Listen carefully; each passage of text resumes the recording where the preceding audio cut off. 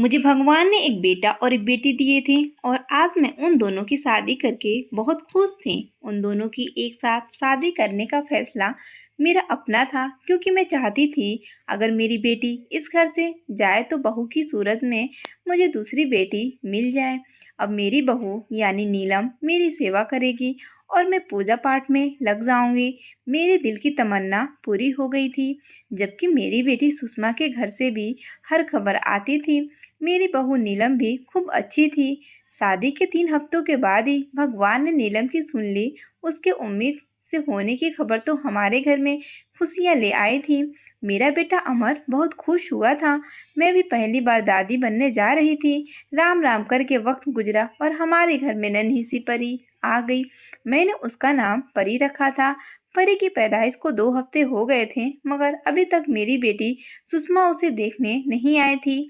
मैंने उसे कॉल की तो वह फ़ोन पर ज़ोर ज़ोर से रोने लगी। उसने बताया कि जब से परी की पैदाइश हुई है उसके घर में तूफ़ान आ गया है।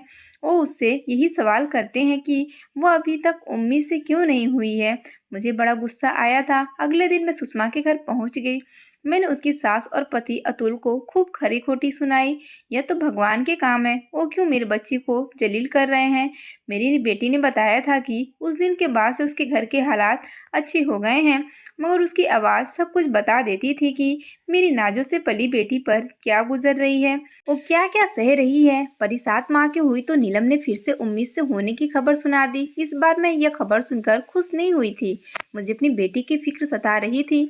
वही हुआ जिसका डर था। यह खबर सुनते ही सुषमा के घर में फिर लड़ाई झगड़ा शुरू हो चुका था। उसकी सास ने तो उसको सुषमा को बाज होने का किताब भी दे डाला था। मैं दिन रात अपनी बच्ची के लिए दुआएं मानती थी मगर शायद मेरी दुआओं में ही असर नहीं था। वक्त गुजरने के साथ साथ मेरी बहू नीलम ने 3 सेहतमंद बच्चों को जन्म दिया था। अब उससे चिड़ी चिड़ी तो रहती थी अपनी बेटी के। मैं रोने का बदला मैं अपनी बहू से लेने लगी थी। मैं हर वक्त अपनी बहू का गुस्सा करती रहती। उसे कहती कि जरा ब्रेक लगाओ, हमें लड़कियों की क्रिकेट टीम नहीं बनानी चाहिए। मेरा बेटा 3 बेटियों को दहेज कैसे बनाएगा। मेरी बातें सुनकर मेरी बहू भी आगे से बोल पड़ी, अम्मा ये तो भगवान की देन है, उसका शुक्र है उसने बेटियां दी हैं। मैंने तो लोगों को बेटी के लिए भी तरसते देखा है। मैं इसका इशारा खूब समझ रही थी। वह कमबख्त मेरी बेटी की तरफ इशारा कर रही थी। मेरा दिल छलनी छलनी हो गया मगर मैं खामोश रही थी।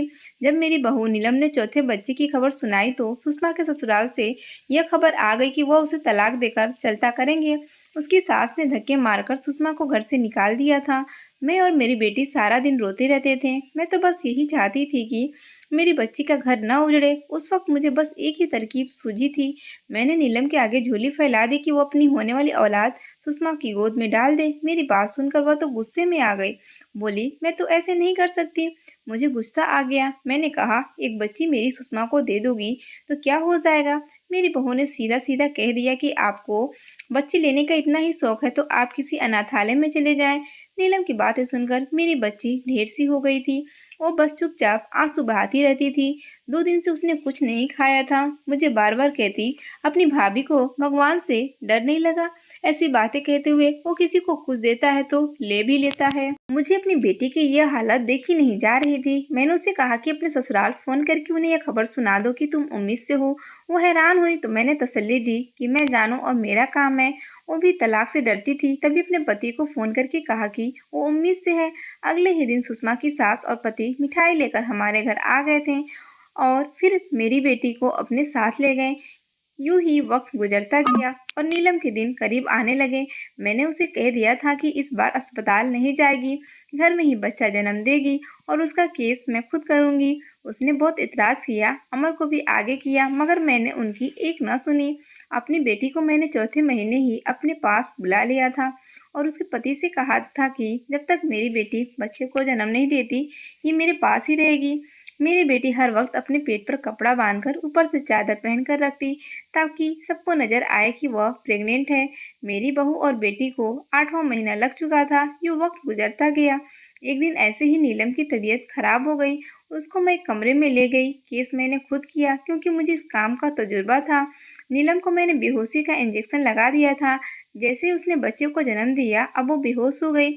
मैंने बड़ी तसल्ली से बच्चा उठाया और उसे देखकर बहुत खुश हुई कि इस बार नीलम ने बेटे को जन्म दिया था। अब मैं बच्चे को सुषमा के पास लेकर गई और बोली, ये पकड़ अपनी औलाद। बच्चे को देखकर सुषमा तड़प सी गई थी और रोती जाती और बच्चे को चूमती जाती। ये मंजर देखकर मेरा दिल खुश हो गया था। नीलम अभी तक बेहोश थी। मुझे कल किसी ने बताया था कि गली के नुक्कड़ पर एक कुतिया ने 8 बच्चे दिए हैं। मैं उधर चली गई। कुतिया लेटी आराम कर रही थी। मैंने आंखें बचाकर एक बच्चा उठा लिया, उसको चादर के नीचे छुपाकर अपने घर ले आई थी। मैंने वो बच्चा नीलम के साथ लिटा दिया। वह जैसे ही होश में आई चिल्ला पड़ी, मुबारक हो नीलम, तुमने एक कुत्ते को जन्म दिया है। मेरी बात सुनकर वो हैरान हो गई और रोते हुए बोली, अम्मा जी यह कैसे हो सकता है। वो अभी बात कर ही रही थी कि अमर भी घर आ गया। मैं अमर के गले लगकर रो पड़ी थी। वो भी घबरा गया था। न जाने क्या हो गया है। मैंने उसे रो रो कर बताया कि तुम्हारी बीवी ने कुत्ते को जन्म दिया है। इसे जोरदार झटका लगा था। उसने नीलम के बिस्तर की तरफ देखा। वहां सफेद रंग का छोटा सा कुत्ता पड़ा था। नीलम फुट फुट कर रो रही थी। तभी सुषमा की दर्दनाक आवाज गूंजी थी, मम्मी मेरी तबीयत खराब हो रही है। मैंने अमर की तरफ देखकर कहा कि दुआ करो, अब मैं तुम्हारी बहन का केस करने जा रही हूँ। मैंने बहू का केस इस घर में किया है तो बेटी का भी घर में ही करूंगी। मैं इतना कहकर सुषमा के कमरे में चली गई। वो बच्चे को लिए टहल रही थी।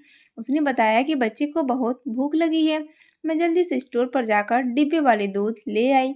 मैं और सुषमा बहुत खुश थे। बीच बीच में सुषमा दर्द भरी आवाज निकाल देती थी ताकि किसी को हम पर शक न हो। बाद में खुशी खुशी बाहर आ गई। अमर को मुबारकबाद दी कि वह मामा बन गया है। मैंने बताया कि सुषमा ने बेटे को जन्म दिया है। अमर बस अपनी बीवी को घूर कर रह गया था। मैंने सुषमा के ससुराल में भी यह खबर दे दी थी तो वो सर के बल चले आ रहे थे। मैं नीलम के कमरे में गई तो वह कुत्ते के बच्चे को गले से लगाए रो रही थी। उसको रोता देखकर मुझे बड़ा सुकून मिला था। मैंने दिल में सोचा कि तुमने मेरे बेटे को रुलाया था, अब देखो मैंने तुम्हें कितनी बड़ी सजा दी है। मैं आगे बढ़ी और नफरत से उन दोनों को देखकर पूछा कि यह खबर छुपानी है या सबको बतानी है। वो बोली, भगवान के लिए यह किसी को मत बताइएगा। मैं कमरे से बाहर आ गई और अमर को भी सब समझा दिया। सुषमा के ससुराल वाले आए तो बहुत खुश थे। नीलम का पूछने लगे तो मैंने कह दिया कि कुछ दिन बाकी है अभी उसकी डिलीवरी में, इस वजह से वो बेड रेस्ट पर है। फिर यही खबर मैंने मोहल्ले में भी फैला दी। मेरी बेटी का पहला बच्चा था, इसलिए सुषमा को मैंने कुछ दिनों के लिए अपने ही पास रख लिया था। 5-6 दिन बाद पहले मोहल्ले में खबर दे दी कि मेरी बहू ने मरा बच्चे को जन्म दिया था। बच्चे के आखिरी संस्कार अस्पताल वालों ने ही कर दी थी। नीलम ने सुषमा से हाथ जोड़कर माफी मांगी। वो यही कहती थी कि मुझे तुम्हारी बद्दुआ लग गई है, काश मैं तुम्हें अपनी एक बेटी दे देती। सुषमा ने बेटे का नाम सूरज रखा था। एक दिन नीलम ने सूरज को अकेला पाकर अपनी गोद में उठा लिया, उसे खूब प्यार किया। सुषमा अचानक से आ गई। उसने मेरी बहू से सूरज को छीन लिया और कहा कि आज के बाद मेरे बेटे को अपने नापाक हाथ मत लगाना। मेरी बेटी सूरज को लेकर अपने पति के घर जा चुकी थी और हमारे घर के हालात अजीब से हो गए थे। सारा सारा दिन नीलम कुत्ते को झूले में डालकर लोरियां सुनाती। अपनी बेटियों को भी उसने नजरअंदाज कर दिया था। घर की सफाई भी न करती। बच्चे भूख से भी बिलखती थी तो मैं ही उन्हें कुछ बनाकर दे देती थी। एक दिन अमर की सबसे छोटी बेटी ने कुत्ते को लाते मारी। वो डर गई थी। इतनी सी बात पर नीलम ने उसे मार मार कर अधमरा कर दिया था। मैंने ही जाकर उसे बचाया था। शाम को जब अमर आया तो मैंने उसे साफ साफ बता दिया कि उसकी बीवी अब मेरे बस में नहीं है। कुत्ते की पैदाइश का जब से वाकया हुआ था, अमर नीलम से खींचा खींचा सा रहता था। मेरी जरा सी बात सुनकर तो भड़क ही गया। उसने नीलम को चोटी से पकड़कर खूब मारा और कहा कि मैं इस औरत को रखना ही नहीं चाहता था। इसने तो मेरे नाक पर कलंक लगा दिया है। पता नहीं किस गुनाह की सजा इसे मिल रही है। इसे और इसकी बेटियों को तो मर ही जाना चाहिए। मुझे नीलम की हालत देखकर तरस आने लगा था, मगर जब मैं अपनी बेटी सुषमा को ससुराल में खुश देखती तो खामोश हो जाती। कुत्ता काफी बड़ा हो चुका था। एक दिन सुषमा और उसका पति हमारे घर आए तो कुत्ता उन पर भौंकना शुरू कर दिया। नीलम ने उसे जल्दी से कमरे में ले गई। न जाने कैसे आंख बचाकर वह कमरे से बाहर निकल आया। उसने आते ही सुषमा पर हमला कर दिया। न जाने वह कुत्ता मुझसे और सुषमा से इतनी नफरत क्यों करता था। कहीं खबर उसे मालूम हो कि हम दोनों ने उसकी मालकिन की जिंदगी तबाह की है। सुषमा चीख पड़ी थी। ऐसे में अमर को गुस्सा आया था। उसने कुत्ते को हटाकर उसके पेट पे टांग मार दी। वो कुत्ते को घर से बाहर निकाल रहा था। नीलम भागकर उसके पास गई और बोली, अमर प्लीज इसे माफ कर दे। इतनी सी बात पर कोई अपनी औलाद को घर से थोड़ी निकालता है। मेहमानों के सामने यह बात सुनकर अमर अपने आपे में नहीं रहा था। उसने नीलम के मुंह पर थप्पड़ मारा और चिल्लाया, बकवास बंद करो अपनी, पागल औरत। फिर वो कुत्ते के ऊपर लातों और डंडों की बरसात कर दी। वह बहुत घबरा गया था। उसने आज से पहले कभी ये सब नहीं देखा था। उसे तो नीलम गली के नुक्कड़ तक भी नहीं जाने देती थी। अमर ने कुत्ते को घर से निकालकर दरवाजा बंद कर लिया। नीलम पागलों की तरह दरवाजे पर बैठकर रो रही थी। हाय मेरा बेटा, इसे कोई तो बचा लो। उसकी ऐसी बातें सुनकर अमर पिघल गया। उसने नीलम का हाथ छोड़ दिया। नीलम भागती हुई बाहर गई, मगर वहां कुत्ते की लाश देखकर वो तो पगला सी गई थी। किसी तेज रफ्तार गाड़ी ने उसे मार दी थी। नीलम उधर ही इस जमीन पर बैठकर रोने लगी थी। मोहल्ले वाले के लोग हैरान होकर उसे देख रहे थे। मैंने और अमर ने बड़ी मुश्किल से उसे संभाला था। हम उसे घर ले आए, मगर वो रोती जा रही थी। बातें करते करते वो बेहोश हो जाती थी। उसका ये हाल बड़े दिन तक रहा था। उधर सूरज 2 साल का हो गया था। वो बड़ा जिद्दी सा बच्चा था। सुषमा के पास तो बिल्कुल भी नहीं रहता था। सुषमा जैसे ही उसे गोद में लेती और रोने लगता, तड़पने लगता। सुषमा के पास वो सिर्फ तब आता था जब उसे नींद आ रही होती या जब उसे भूख लगती थी। नीलम कुत्ते की दीवानी सी हो गई थी। सारा सारा दिन कुत्ते को याद करके रोती रहती थी। फिर मेरे पास आकर बैठ जाती, मेरे पाँव दबाती रहती और माफ़ी मांगती रहती थी। कहती, मैंने आपकी बात नहीं मानी, मुझे उसकी सज़ा मिल रही है। जब भी सुषमा हमारे घर आती, नीलम उसके लिए खूब दावत का इंतजाम करती, हर तरह के खाने बनाती, सूरज को हथेली का छाला बनाकर रखती। अब सुषमा को भी समझ आ गया था कि नीलम उसके रास्ते की रुकावट नहीं है, इसलिए वो नीलम को सूरज से प्यार करने देती थी। सूरज भी नीलम के साथ बड़ा खुश हो गया था।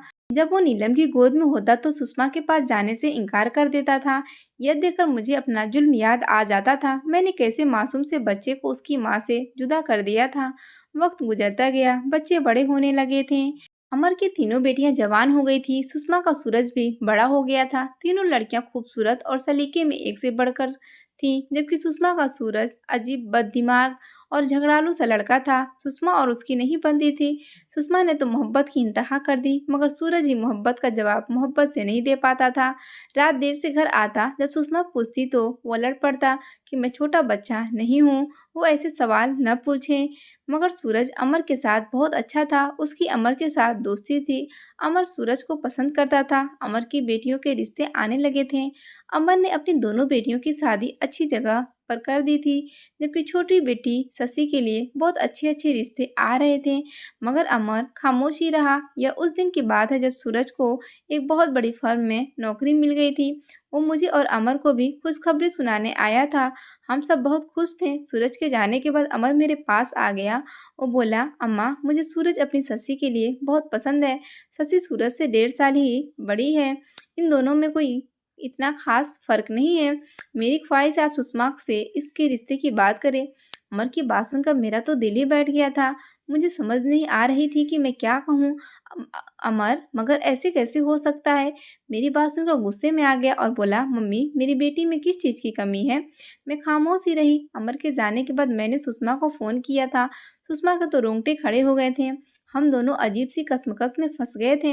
अब नौबत ये आ गई थी कि हर 2 दिन के बाद अमर मुझे मजबूर करता कि वे सुषमा से कहें कि वो शशि का रिश्ता लेकर आए। मैं खामोश हो जाती तो वो लड़ने झगड़ने लगता। घर के अजीब से हालात थे। मेरी तबीयत बिगड़ने लगी थी। मुझ पर बुढ़ापे ने हमला कर दिया था। मुझे मौत साफ नजर आती थी। मैं चलने फिरने के भी काबिल नहीं थी। अमर मेरे सामने चलता था तो मैं सोचती थी कि अपने जमीर पर बड़ा बोझ उतार कर फेंक दूं, मगर फिर मुझे इस बात का खौफ सताता था कि कहीं अमर मुझे घर से बाहर न फेंक दे।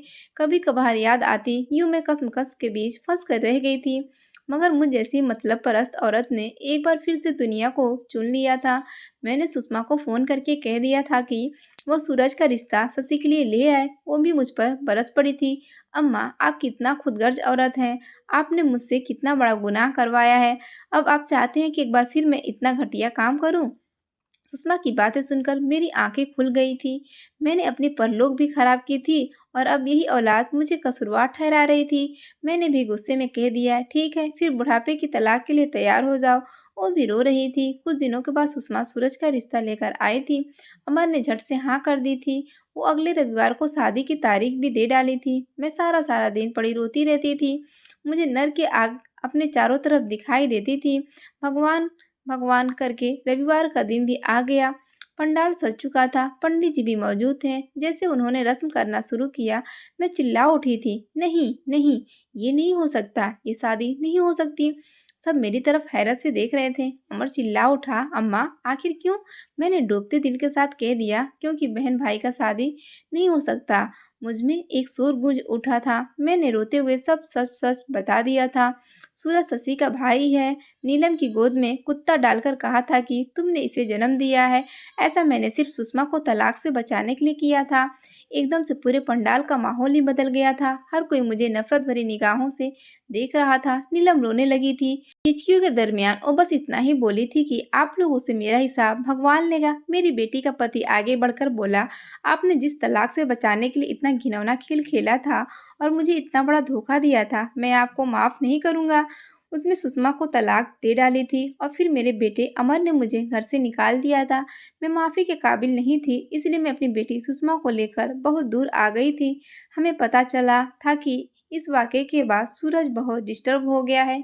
यहाँ पर मैं और सुषमा एक दूसरे से लड़ती रहती हैं, एक दूसरे को कसूरवार ठहराते हैं। हम दोनों ने नीलम के साथ बुरा किया और किस्मत ने हमारे साथ बुरा किया था। सूरज वापस अपनी माँ के पास चला गया था और हम माँ बेटी यहाँ पर दिन रात लड़ती रहती हैं और अपनी मौत का इंतज़ार कर रही हैं। अगर आपको हमारी ये वीडियो अच्छी लगी हो तो इसे लाइक करें, शेयर करें और अच्छी कहानियाँ सुनने के लिए हमारे चैनल को सब्सक्राइब कर दें।